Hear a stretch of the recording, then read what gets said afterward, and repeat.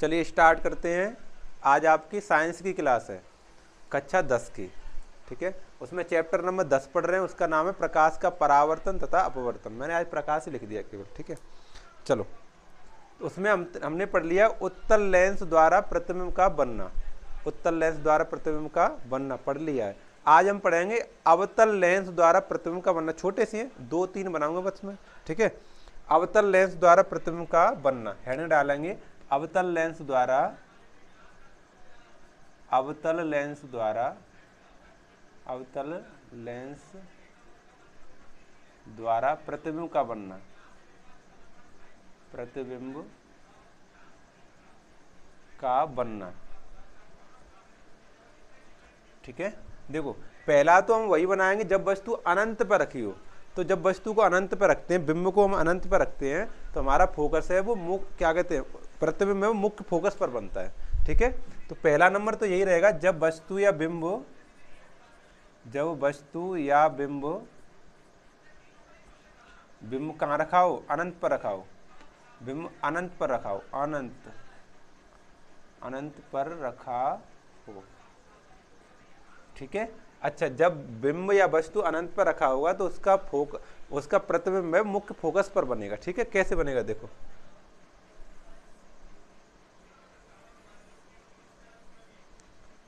इस तरह से। चित्र मेरे साथ बना लिया करो और समझा करो ध्यान से, ठीक है। ये हो गया, ठीक है ना। देखो, हम अनंत पर रख रहे हैं, यहाँ पे देखो F1 लिखते हो आप, यहाँ पे 2F1 लिखते हो, यहाँ कहीं 2F1, ठीक है। लिखना बताया है मैंने कैसे लिखते हैं। यहाँ पे F2 द्वितीय फोकस और यहाँ पे 2F2, ठीक है ना। अब हम वस्तु को रख रहे हैं अनंत पर, यहाँ पर वस्तु कहीं रखी है, यहाँ पर बहुत बड़ी वस्तु रखी है यहाँ पर, ठीक है।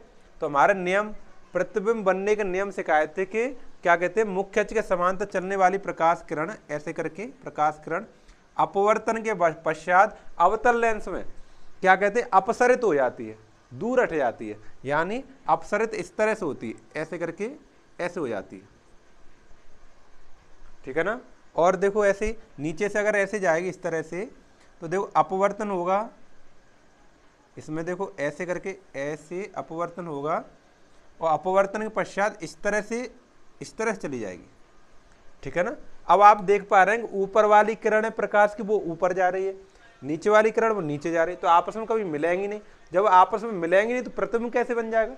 दोनों किरणें आपस में कटान बिंदु बनता है, दोनों आपस में मिलती हैं, वहां पर प्रतिबिंब बनता है।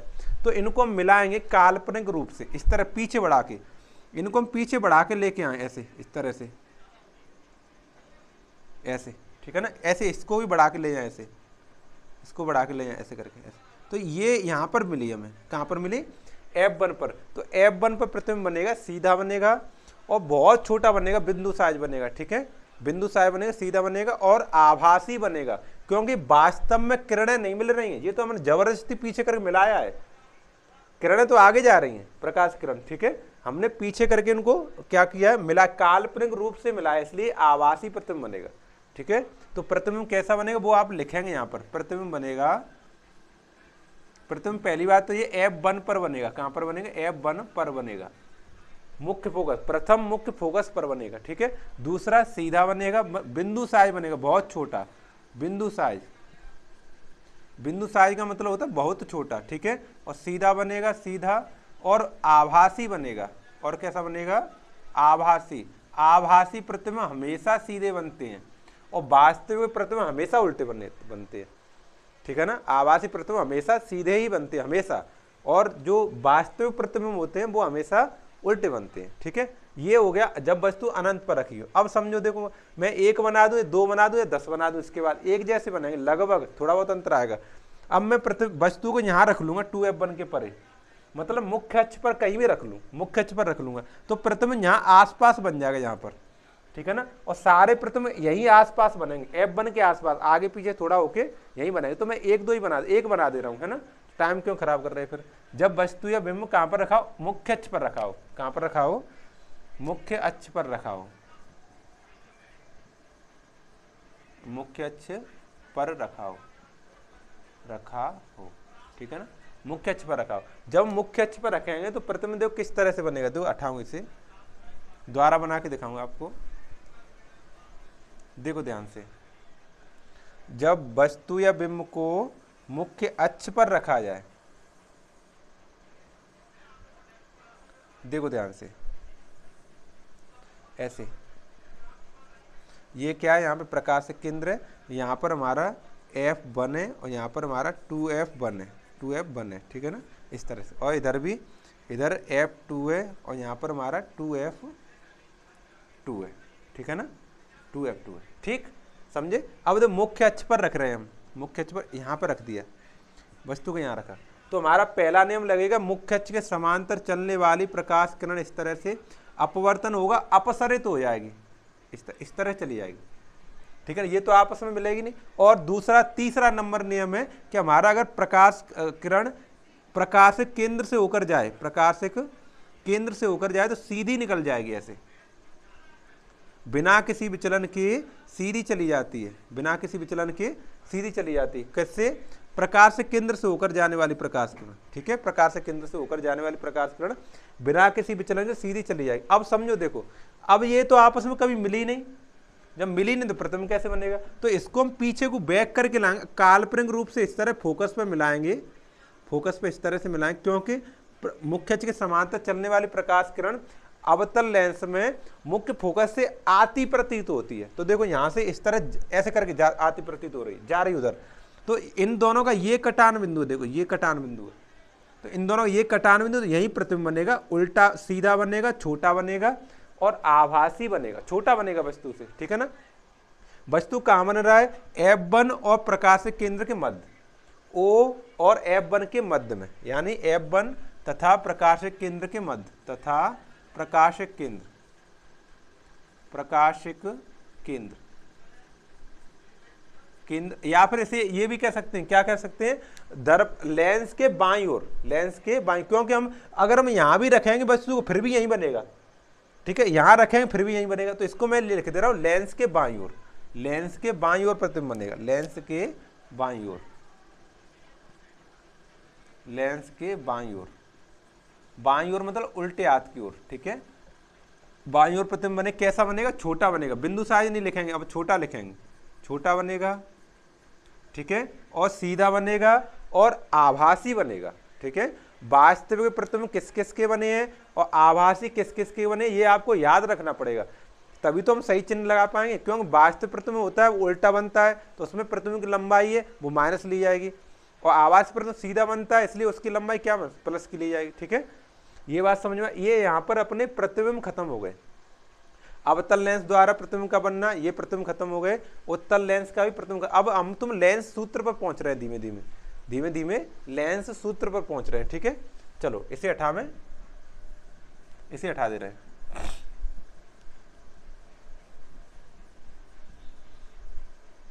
देखो आपको समझ आ गए होंगे मेरे ख्याल से प्रतिबिंब, वैसे नहीं समझ में आया तो दोबारा देखना है ना, दोबारा वीडियो को देखना तो समझ में आ जाएंगे। चलो अब हम सीखेंगे यहाँ पर लेंस सूत्र। क्या सीखेंगे? लेंस सूत्र। मैं आज लेंस सूत्र के बारे में खूब समझाऊंगा, ठीक है, जितना बढ़ सकता है वो बताऊंगा, और उसके बाद कल हम क्वेश्चन लगाएंगे, ठीक है ना, न्यूमेरिकल कल लगाएंगे। आज केवल लेंस सूत्र के बारे में समझेंगे। लेंस सूत्र का डेरिवेशन हाई स्कूल में नहीं है, तो मैं डेरिवेशन करके दिखाऊं, हाई स्कूल में नहीं है, वो 12वीं क्लास में, वो 12 में सीखेंगे। केवल लेंस सूत्र को याद करेंगे, 1/v माइनस 1/u और बराबर 1/f, ये होता है, ये हमारा होता है लेंस सूत्र। अच्छा, इनमें v u f क्या क्या है वो याद रखना है, ठीक है। देखो v क्या होता है? v हमारा प्रकाशिक केंद्र से प्रतिबिंब की दूरी, प्रकाशिक केंद्र से प्रतिबिंब की दूरी। देखो प्रकाशिक केंद्र से, प्रकाशिक केंद्र से प्रतिबिंब की दूरी, प्रतिबिंब की दूरी वो होती है v, वो क्या होती है? v, ठीक है। अच्छा, u क्या होता है? प्रकाशिक केंद्र से बिंब की दूरी, बिंब यानी वस्तु की दूरी, प्रकाशिक केंद्र से, प्रकाशिक केंद्र O से, ठीक है, प्रकाशिक केंद्र से, प्रकाशिक केंद्र से वस्तु, वस्तु यानी बिंब, बिंब भी लिखूंगा मैं, बिंब की दूरी, बिंब की दूरी, ठीक है। ये यू एफ होती है लेंस की फोकस दूरी, लेंस की फोकस दूरी, फोकस दूरी, ठीक है ना। ये तो इसमें होता है। ये तीनों बात समझ में आ गई। अब तो एक मैं चित्र बना के आपको समझाऊं, जैसे हमने उत्तल लेंस बना लिया, वैसे रफ डायग्राम बना रहा हूँ ऐसे करके, रफ है बिल्कुल सेम ऐसे, यहाँ पे O है, यहाँ पर F1 है और यहाँ पर हमारा 2F1 है। हम ऐसे अंदाज से एक क्या कहते हैं प्रतिबिंब भी बना ले रहे हैं। यहाँ पर हमारा F2 है, यहाँ पर 2F2 है, ठीक है। हमने देखो वस्तु यहाँ पर रख दिया मुख्य अक्ष पर, तो प्रतिबिंब हमारा इस तरह से यहाँ पे कहीं बन जाएगा, ये बन जाएगा, ठीक है। देखो ऐसे बन जाए, मैंने बनाया उसको तो आप देख लेना, मैंने बनाया इस तरह से, ठीक है, ऐसे करके, और ऐसे कट जाता भाई इस तरह से ऐसे, ठीक है ना। तो ये कटान में यहाँ पे कहीं प्रतिबिंब। अब मैं तुम्हें केवल ये बताना चाह रहा हूँ ये कैसे वैल्यू लेंगे। प्रकार से केंद्र देखो ये है यहाँ पे, ठीक है, O से V नापना V, तो ये प्रतिबिंब ये यहाँ पर है, तो V की दूरी यहाँ से ये V होगी, समझे कि नहीं समझे। वस्तु हमारी ए बी थी यहाँ पर और प्रतिबिंब हमारा ए डैश बी डैश उल्टा बना है, तो प्रतिबिंब की दूरी O से लेकर V तक यहाँ तक, इसको V मानेंगे, ठीक है। अच्छा U क्या होगा, ये प्रकाशक केंद्र से वस्तु की दूरी यहाँ से लेकर और यहाँ तक की दूरी, ये U है, ठीक है ना, आ रही बात समझ में। और फोकस दूरी क्या है, फोकस दूरी है प्रकाशक केंद्र से मुख्य फोकस के बीच की दूरी, ये वाली, ये फोकस दूरी। ये तीन बातें समझ में आ गई आपके। ये क्या कहते हैं, फोकस दूरी प्रकाशक केंद्र से मुख्य फोकस के बीच की दूरी, और प्रकाशक केंद्र वस्तु की दूरी U है, और प्रतिबिंब दूरी V। इस तरह से डिनोट होता है, क्योंकि मैं अब तुम्हें डायग्राम बनाना सिखाऊंगा। सवाल करने के बाद इसके आरेख कैसे बनाएंगे, चित्र आरेख कैसे बनाएंगे, ठीक है, वो सिखाऊंगा। अब समझो इसमें दो शब्द और आएंगे, वस्तु की लंबाई ऊंचाई और प्रतिबिंब की ऊंचाई। तो वस्तु की ऊंचाई को तो h मानेंगे और प्रतिबिंब की ऊंचाई को h डैश मानेंगे। तो वस्तु सीधी खड़ी है ऐसे करके, ये h है, ये क्या है h लंबाई कोई वस्तु है, और ये प्रतिबिंब उल्टा बना है, h डैश लंबाई का कोई प्रतिबिंब है, ठीक है ना। क्योंकि मुझे आवर्धन भी पढ़ना है इसके बाद में, तब उसके बाद में इनको चिन्हों को बताऊंगा, इसका चिन्ह क्या होगा, इसका चिन्ह क्या होगा, ठीक है ना। ऐसे जैसे मैंने दर्पण में सिखाए थे आपको, दर्पण में भी तो चिन्ह सिखाए थे कि F कहाँ प्लस होता है, U कहाँ माइनस होता है, कैसे होता है ना, ये सिखाया था। तो आपके अभी एक और थोड़ा सा पढ़ो, क्या नाम है उसका, आवर्धन, उसके बाद पढ़ाऊंगा, ठीक है। आवर्धन पहले समझते हैं। यहाँ पर आवर्धन की परिभाषा क्या होती है, आवर्धन की बिल्कुल आसान परिभाषा है। क्या परिभाषा है, प्रतिबिंब की लंबाई ऊंचाई, लंबाई या ऊंचाई तथा बिंब यानी वस्तु की ऊंचाई के अनुपात को आवर्धन कहते हैं, ठीक है ना। लाओ लिख देता हूं, प्रतिबिंब की यानी प्रतिबिंब कौन है h डैश, वस्तु कौन है h, तो h डैश बट्टा h, ये होता है हमारा फॉर्मूला आवर्धन का। प्रतिबिंब की ऊंचाई, ऊंचाई क्या मानते हैं हम, h डैश, क्या मानते हैं h डैश, तथा बिंब, बिंब मतलब वस्तु, बिंब की ऊंचाई, बिंब की ऊंचाई क्या मानते हैं इसे, h, ठीक है, ऊंचाई के अनुपात को, के अनुपात को क्या कहते हैं हम, आवर्धन कहते हैं। क्या कहते हैं, आवर्धन कहते हैं, आवर्धन कहते हैं, ठीक है। इसे m से प्रदर्शित करते हैं, लिख लो इसे m से प्रदर्शित करते हैं, m से, स्मॉल m से प्रदर्शित करते हैं। प्रतिबिंब की ऊंचाई h डैश, वस्तु की ऊंचाई h के अनुपात को क्या कहते हैं, आवर्धन कहते हैं। इसे h क्या कहते हैं, m से प्रदर्शित करते हैं। तो m बराबर फॉर्मूला हो जाएगा, m बराबर h डैश बट्टा h, ठीक है ना, h डैश बट्टा h। और दूसरा समझो, दूसरा भी होता है, या फिर m बराबर v बट्टा u।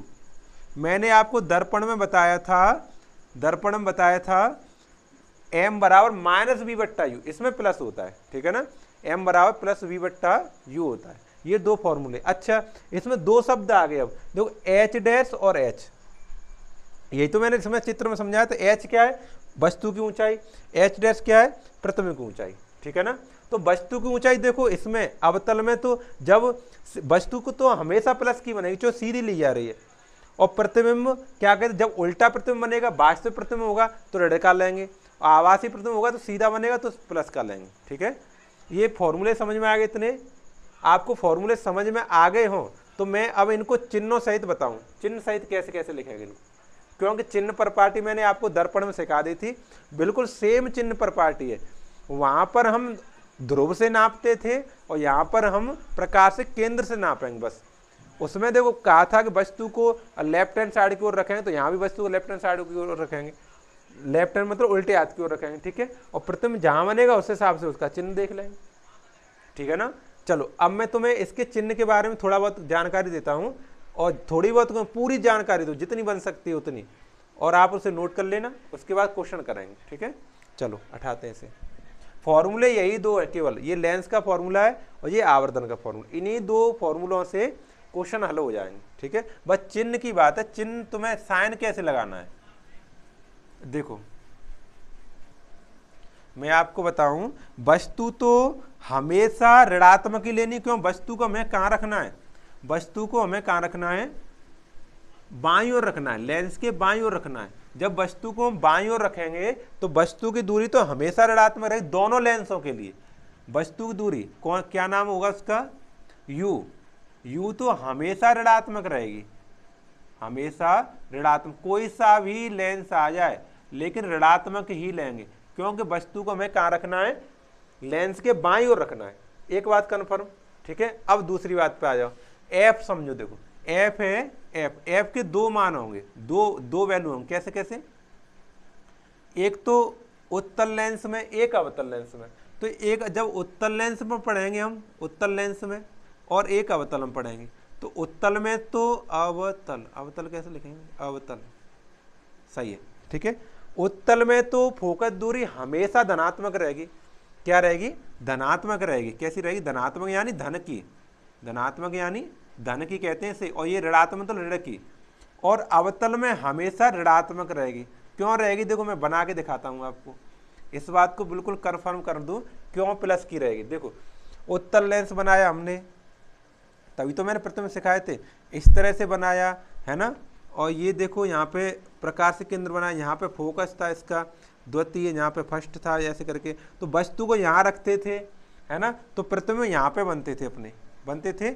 जब हमने अनंत पे वस्तु रखी थी तो प्रथम मुख्य फोकस पे बना था, ये यहाँ पर बना था ना, और इस तरह चलने वाली प्रकाश के मुख्य फोकस से होकर गुजरी थी। तो ये इसका मतलब इसका फोकस इधर है, तो फोकस दूरी क्या होती है, प्रकाश के केंद्र से मुख्य फोकस के बीच की दूरी।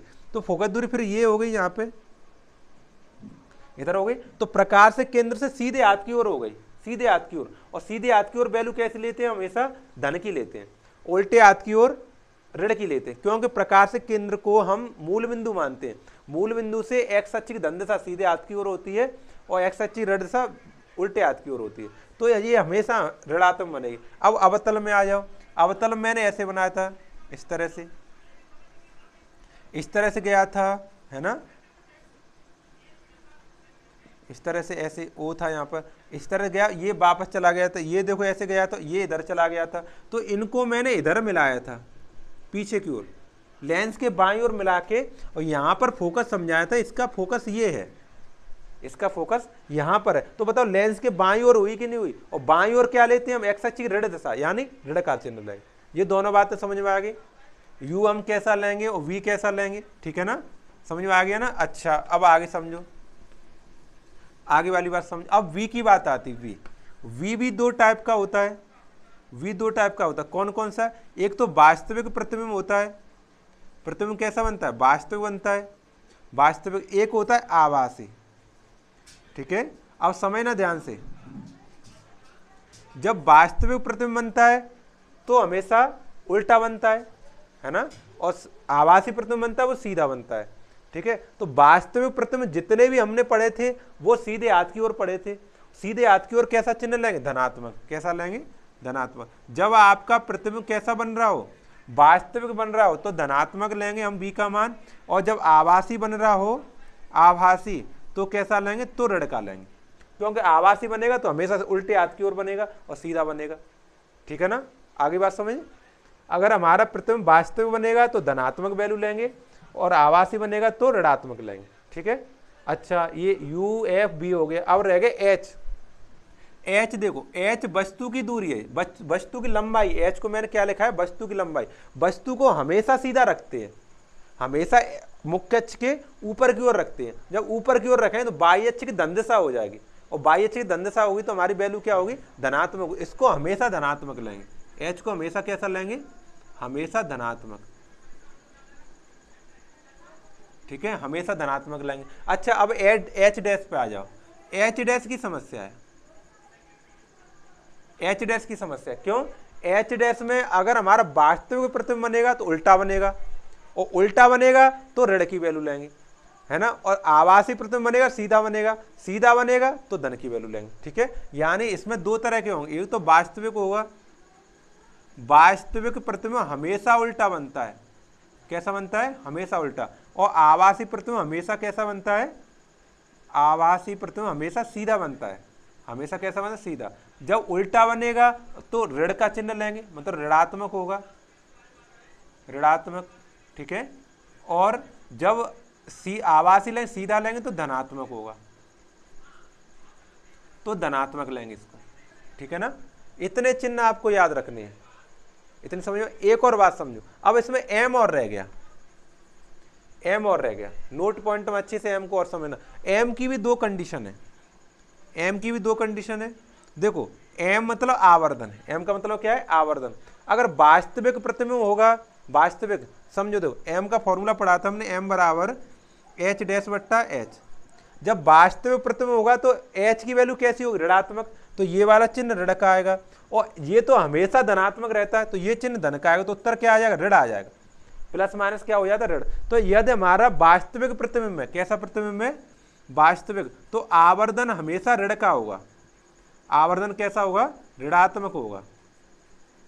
ऋणात्मक लिखिए, कैसे लिखा जाता है, ऋणात्मक होगा। ठीक है, अगर वास्तविक प्रतिबिंब होगा तो कैसा होगा, ऋणात्मक आएगा। अच्छा, अब आभासी पे आ जाओ। जब आभासी प्रतिबिंब होगा, आभासी देखो ये एच डैश आभासी होता है तो धनात्मक लेते हैं, तो एच डैश को हमने धनात्मक ले लिया, और वस्तु को हमेशा धनात्मक ले दिए, तो धन क्या हो गया, धन हो गया।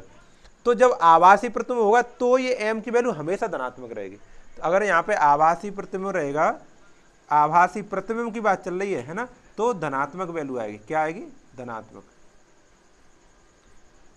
आगे बात में मैंने आपको पहले ऐसे लिख के बताया था कि क्या कहते हैं, वास्तविक प्रतिबिंब होता है तो आवर्तन ऋणात्मक लेते हैं, और जब आभासी प्रतिबिंब होता है धनात्मक लेते हैं, ऐसे लिख के बताया, याद कराया था। अब की बार मैंने शॉर्ट में करा दिया। ठीक है, इसके न्यूमेरिकल्स हम आगे वाले पार्ट में करेंगे। ठीक है ना, चलो ठीक है, खत्म करते हैं।